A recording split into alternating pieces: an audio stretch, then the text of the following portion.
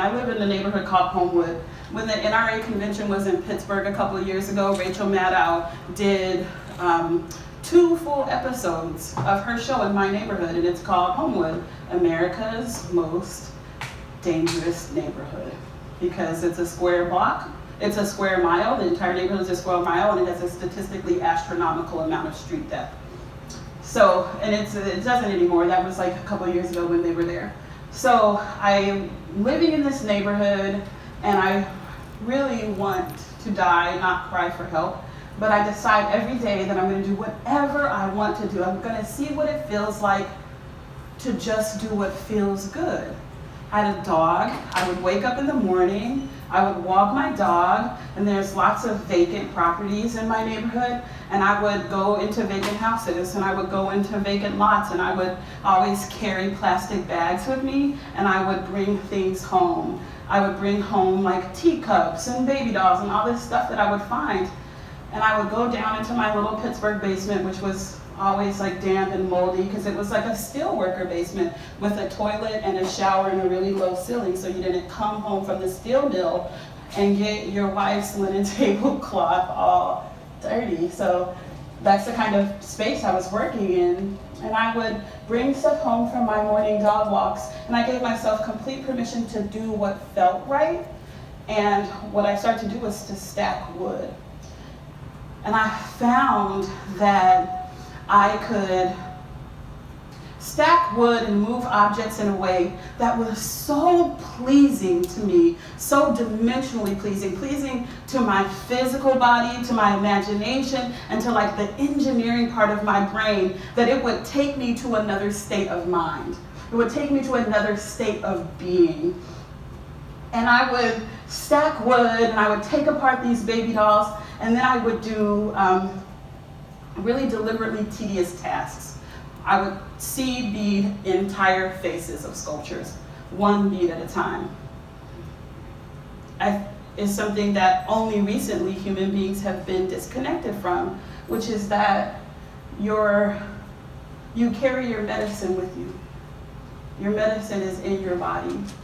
And through the repetitive task of transforming an object, whether it's transforming clay, transforming any object, you enter into a meditative state. So different cultures around the world have different names for that. I think in Japan they call it kamiwaza, where you are in a perfected state of being. Your mind, your body, your spirit, it's all working together seamlessly. I found that frequency when I would make sculptures.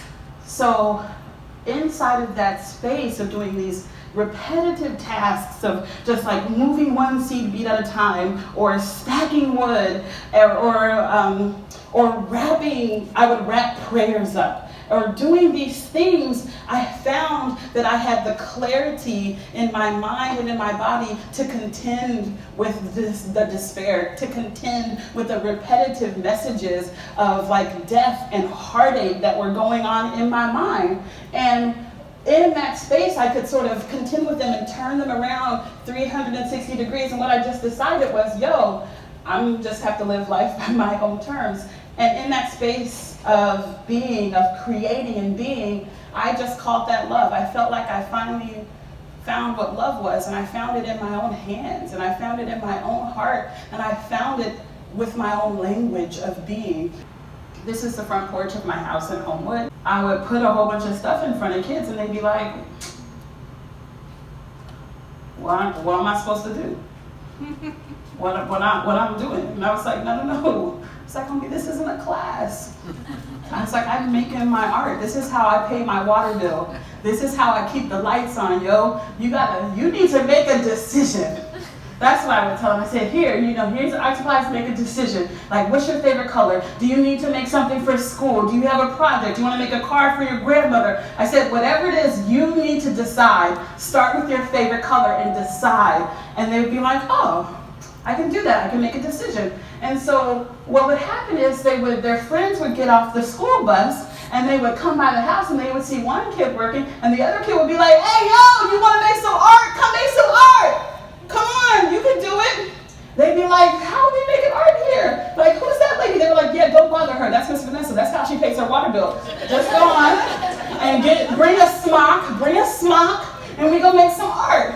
And so they would come and they would just set stuff up for their friends. They'd be like, here's you go, here's the paintbrushes and colors. And their friend would be like, what am I supposed to do? And then I knew something special was happening when I heard a little girl goes, well, you need to make a decision. You need to start with your favorite color. And I was like, oh, I don't even have to like replicate this message. It's just alive. And so what happened is kids would fill up my front porch and there would be like half an hour or 45 minutes where it would get completely quiet and people would just be working. And I was like, oh, the same thing that happened to me in my basement is happening to them on my front porch. One of the things that I realized, so there was a shooting as the kids were getting off the school bus. There was a gunfight, and I was sitting on my porch, and I was like, they got to do something about this. They need to come and make sure it's safe for us, and they need to make sure it's safe for the kids. And then I literally had a light bulb moment. It was like, oh, there is no they. They do not exist. They are a myth.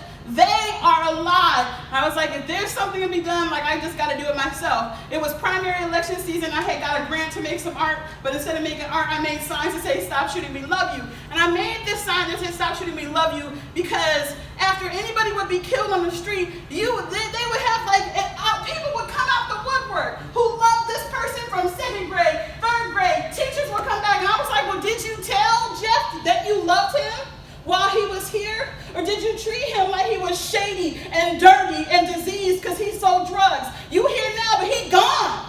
Did you love him to his face? Sometimes the kids would tell me, why you live here, Miss Vanessa? Like I read about you in the New York Times. Why you live here? And I'm like, because you live here. You're good, you're strong, you're nice, you like to sing and dance and write poems. I like to do those things too. Why wouldn't I want to live here? They say because it's a bad neighborhood. Nothing's pretty. And I'm like, what about us? We're pretty and we're good.